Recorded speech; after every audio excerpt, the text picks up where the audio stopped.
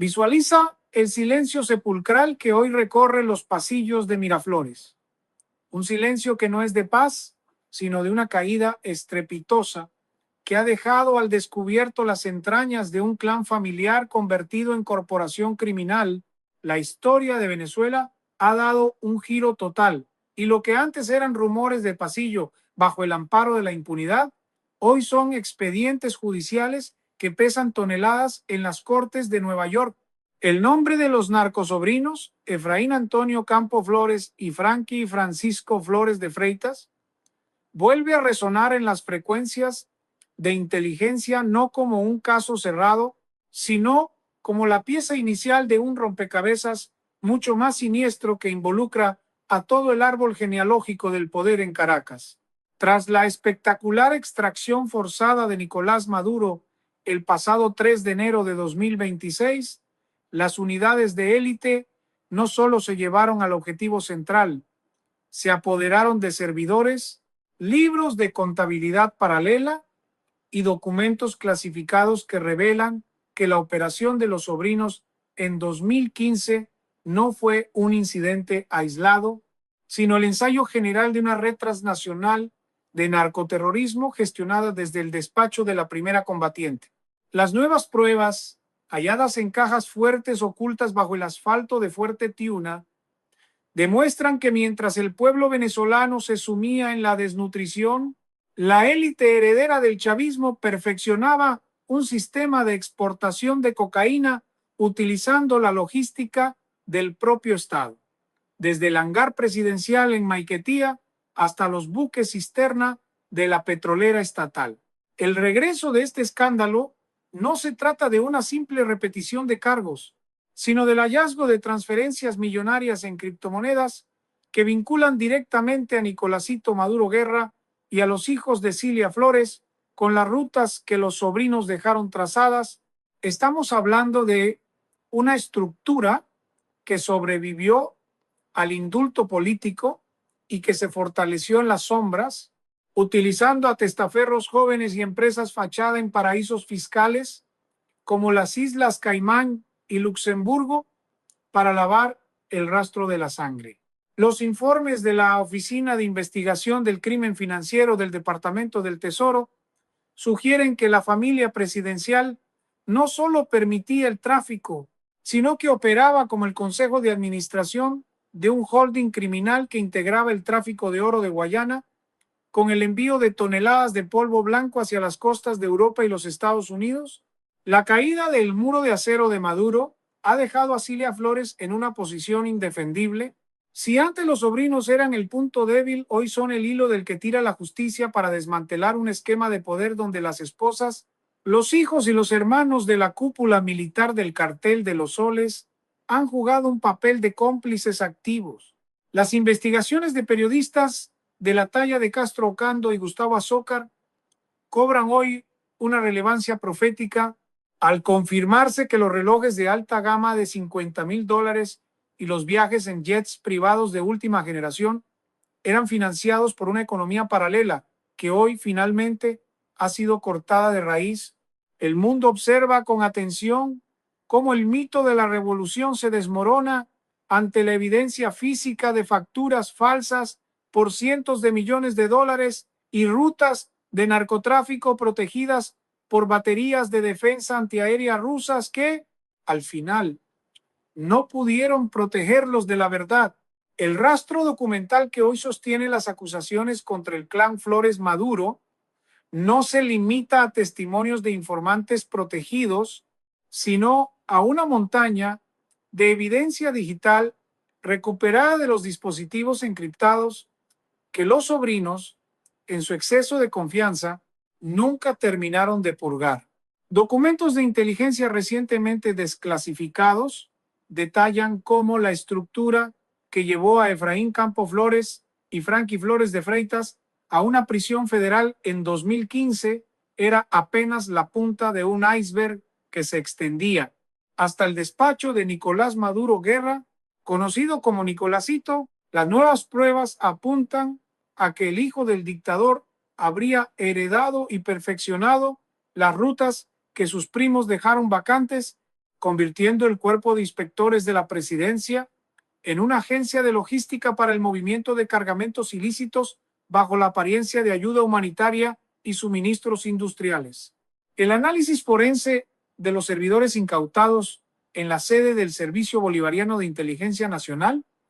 revela una serie de hojas de cálculo tituladas como proyectos de infraestructura que, en realidad, detallaban los dividendos del tráfico de oro proveniente del arco minero del Orinoco y su intercambio por precursores químicos. Esta conexión es vital para entender que los narcosobrinos no eran actores independientes, sino operadores de una corporación estatal donde el cartel de los soles servía como el brazo armado y protector. Los registros de vuelo de la flota de aviones oficiales de petróleos de Venezuela muestran un patrón alarmante de viajes nocturnos hacia pistas clandestinas en la frontera con Colombia y hacia islas del Caribe, coordinados directamente desde el círculo íntimo de la primera combatiente. Las bitácoras, ahora en manos de la Fiscalía Internacional, confirman que el uso del terminal presidencial en Maiquetía para el despacho de sustancias no fue una excepción, sino la norma operativa durante más de una década. La profundidad de la corrupción familiar alcanza niveles cinematográficos cuando se analizan los nexos con el grupo guerrillero ELN y las disidencias de las FARC. Las nuevas pruebas demuestran que la familia presidencial actuaba como el árbitro en las disputas territoriales entre estas organizaciones para garantizar que el flujo de mercancía no se detuviera, cobrando un porcentaje por cada tonelada que cruzaba el territorio nacional. Documentos financieros recuperados muestran el uso de bancos en Turquía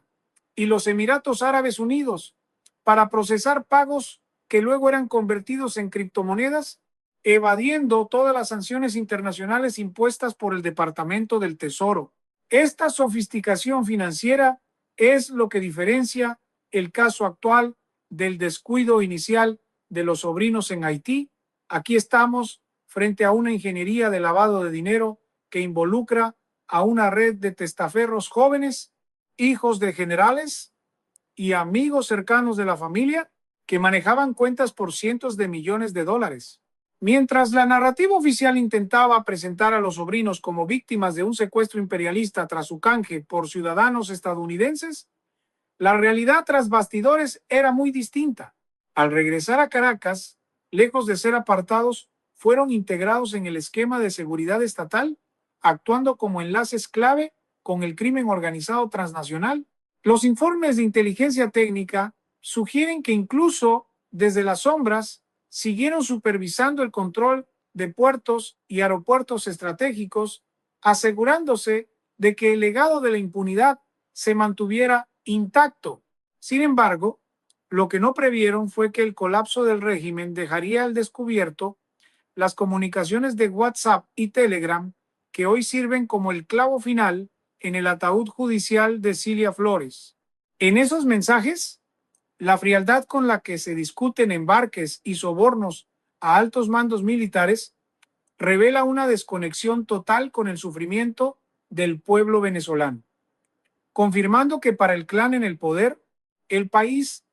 no era una nación que gobernar, sino un botín que saquear. Mientras el foco internacional se centraba en los cargamentos de polvo blanco,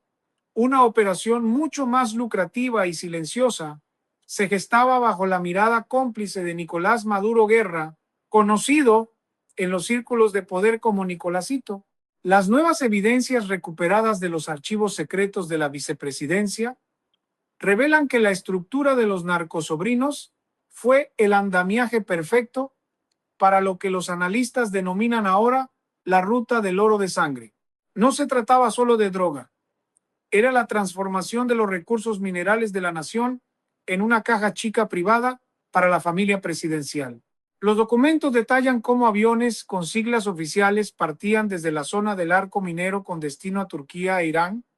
cargados con lingotes que nunca pasaron por las bóvedas del Banco Central de Venezuela. Esta operación, coordinada por testaferros que hoy se encuentran bajo custodia, permitía que el clan Flores Maduro mantuviera un estilo de vida de jeques árabes mientras el salario mínimo del país no alcanzaba para cubrir una canasta básica de alimentos. La inteligencia financiera ha logrado mapear una red de más de 50 empresas fantasma registradas en jurisdicciones opacas, todas conectadas a través de un solo hilo conductor,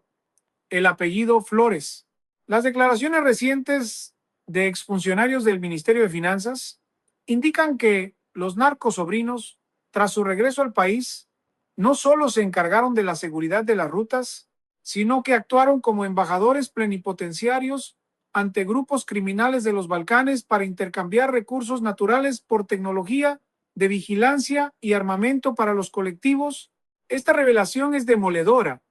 pues sitúa a la familia no como beneficiaria pasiva,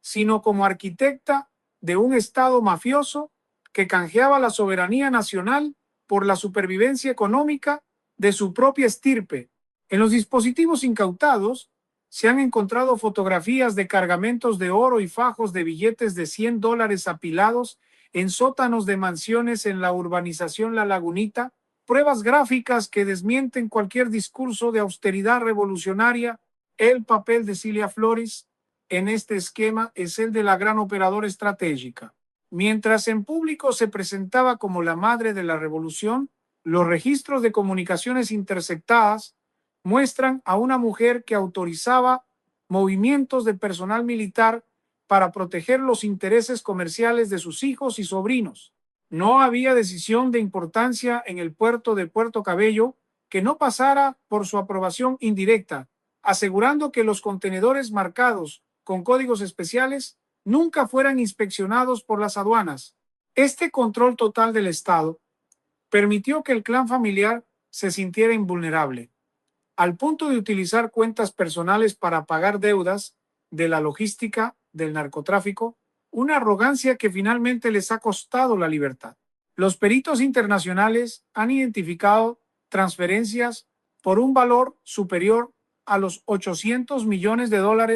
movidos a través de bancos corresponsales en Europa del Este, un dinero que pertenece al patrimonio público venezolano y que fue desviado para alimentar la red de corrupción más grande de la historia moderna de la región. Lo más alarmante de las nuevas pruebas es la conexión directa con el financiamiento de operaciones de desestabilización en otros países del continente. El dinero proveniente de las operaciones gestionadas por el círculo íntimo de los Flores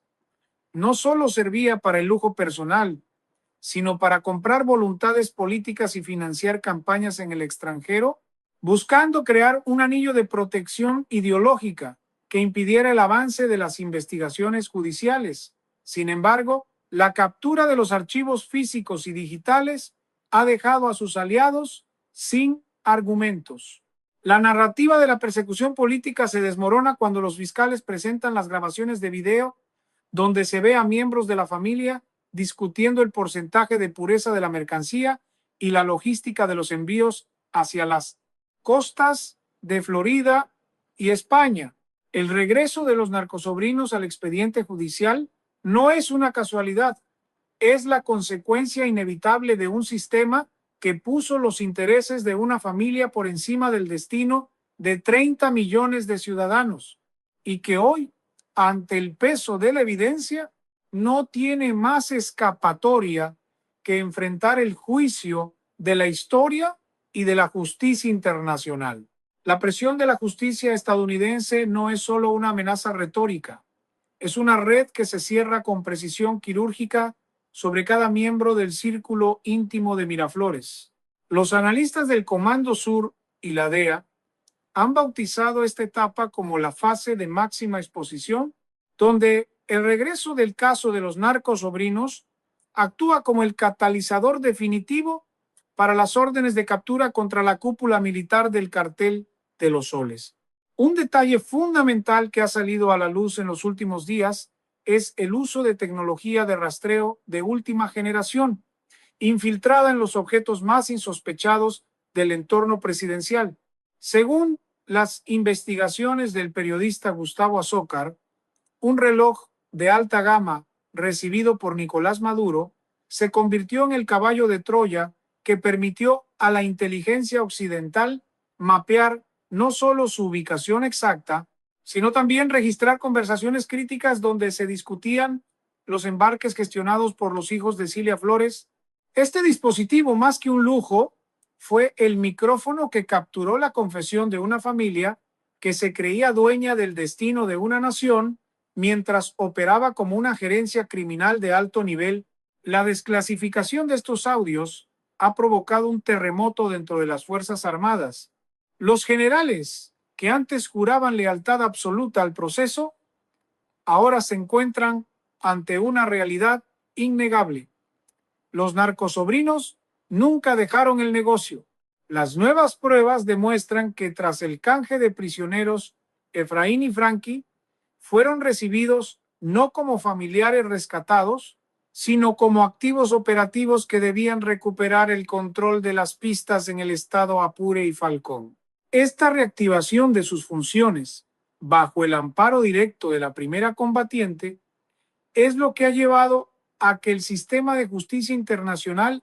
amplíe su radio de acción hacia todo el árbol genealógico. Ya no se trata de dos individuos aislados en una transacción fallida en Haití. Se trata de una política de Estado donde el narcotráfico es el eje central de la financiación del régimen. Los registros financieros obtenidos tras la captura muestran que los dividendos de estas operaciones eran distribuidos en cuentas de fideicomiso para los nietos de la pareja presidencial, asegurando una fortuna generacional construida sobre la tragedia del éxodo venezolano. El papel de los informantes clave, muchos de ellos antiguos colaboradores cercanos de la familia, ha sido vital para descifrar el lenguaje en clave utilizado en los libros de contabilidad. Nombres en código como el niño o la jefa aparecen repetidamente en transferencias que suman más de 900 millones de dólares movidos a través de bancos en paraísos fiscales. La estrategia de los Estados Unidos, ahora bajo la dirección de figuras como Marco Rubio, ha pasado de las sanciones individuales a una persecución de activos totales. Esto significa que cada propiedad, cada yate y cada cuenta vinculada a los Flores Maduro está siendo congelada en tiempo real. La caída de los sobrinos ha dejado al descubierto que la estructura de poder en Caracas no es un bloque ideológico monolítico, sino una federación de intereses criminales que comienza a fragmentarse ante la inminencia de la justicia. Los mandos medios militares, al ver que la familia presidencial es el objetivo principal,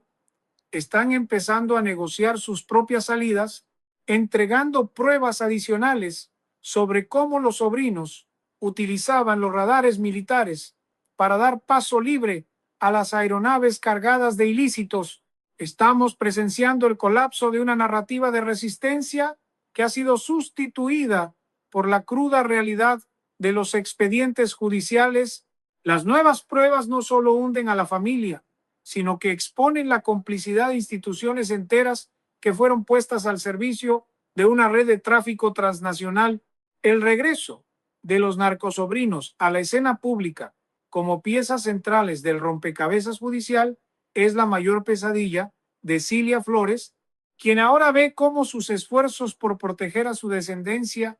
han terminado por exponerlos a todos ante el mundo. La contundencia de los datos, las grabaciones de voz y la trazabilidad de las criptomonedas crean un caso que los expertos consideran imposible de ganar en cualquier tribunal internacional. El destino de los herederos del chavismo parece estar sellado en las mismas cortes de Nueva York, donde una vez se dictó la sentencia inicial contra los sobrinos, marcando el principio del fin para una dinastía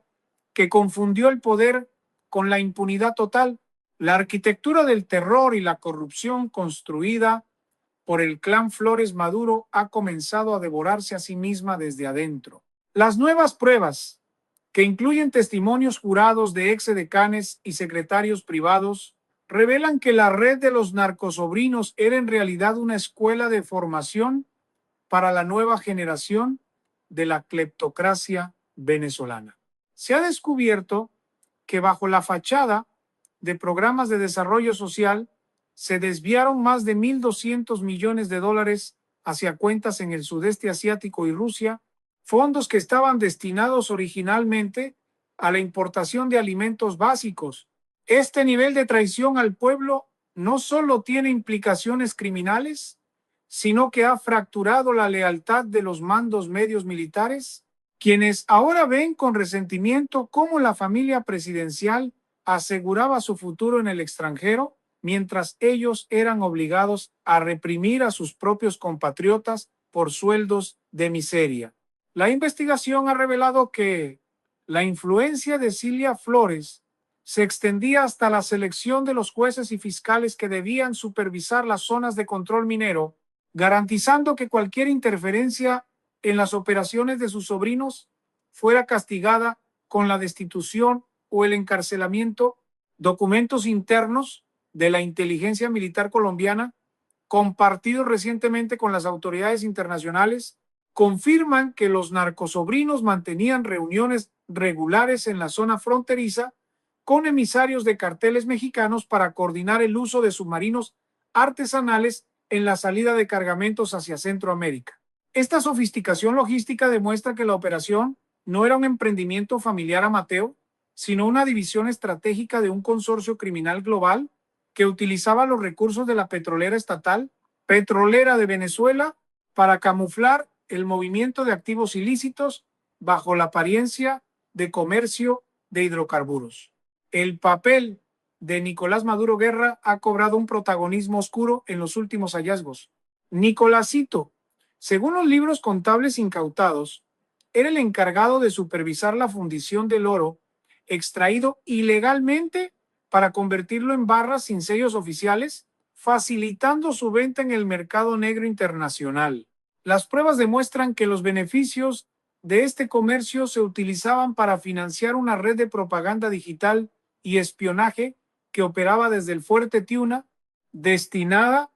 a desacreditar a los opositores y a vigilar incluso a los aliados más cercanos del régimen. Este sistema de vigilancia interna es lo que mantuvo al clan en el poder por tanto tiempo, pero hoy se ha convertido en su mayor debilidad, ya que los mismos técnicos que instalaron los sistemas están entregando las claves de acceso a los investigadores internacionales a cambio de protección y asilo. La comunidad internacional, liderada por las nuevas directrices de la administración estadounidense, ha dejado claro que no habrá inmunidad para quienes convirtieron a Venezuela en un centro logístico para el narcotráfico. El regreso de los narcosobrinos a los titulares no es un reciclaje de noticias viejas, sino la actualización de un expediente que ahora es omnicomprensivo. Los analistas geopolíticos coinciden en que este es el caso de corrupción y narcotráfico más documentado de la era contemporánea, superando incluso las investigaciones contra los carteles de los años 80. La precisión de los datos, que incluyen transferencias de criptomonedas por valor de 750 millones de dólares, realizadas en los últimos 18 meses, deja sin espacio para la duda a los aliados internacionales del régimen, quienes se ven obligados a distanciarse para evitar ser arrastrados por la marea de sanciones que se avecina. El cerco está completo y la familia que una vez se sintió intocable tras las paredes de Miraflores, ahora se enfrenta a la realidad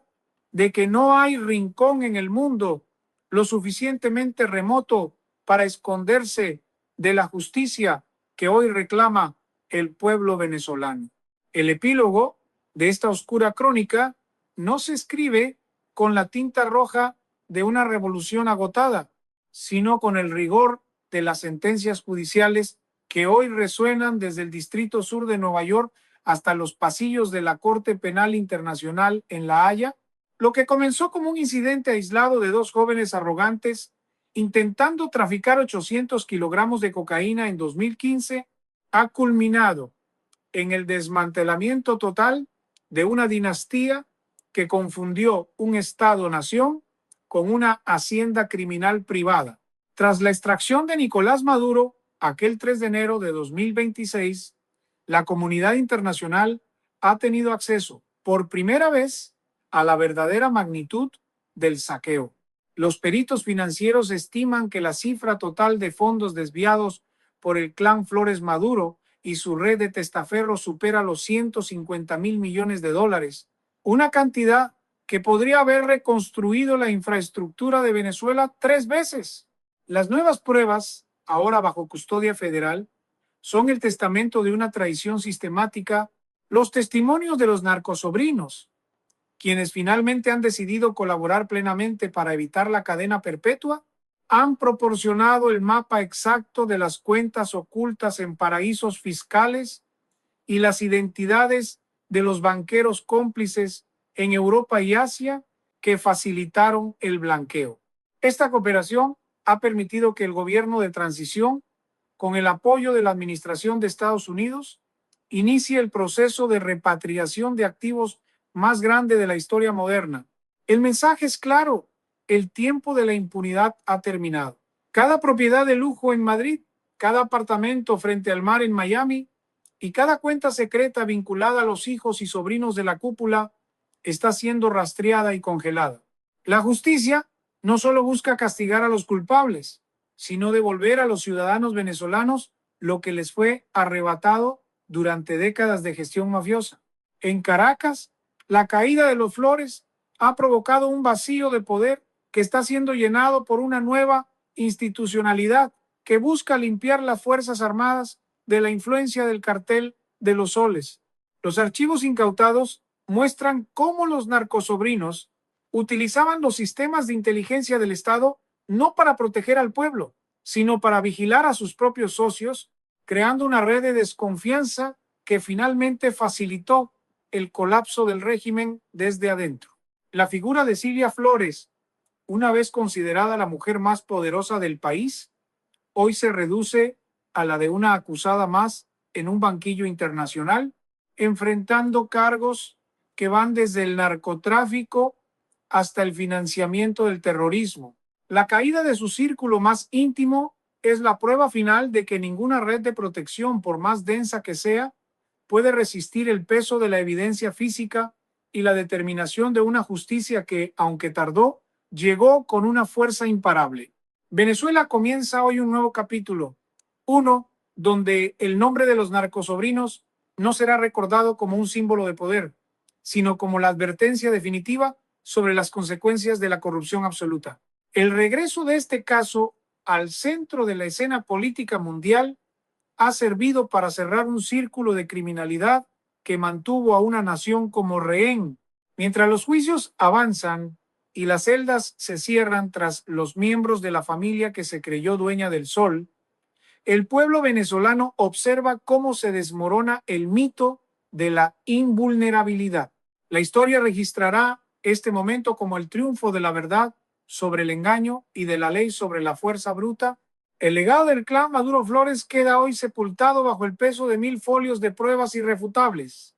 marcando el fin de una era de sombras y el inicio de un camino hacia la transparencia y la libertad definitiva.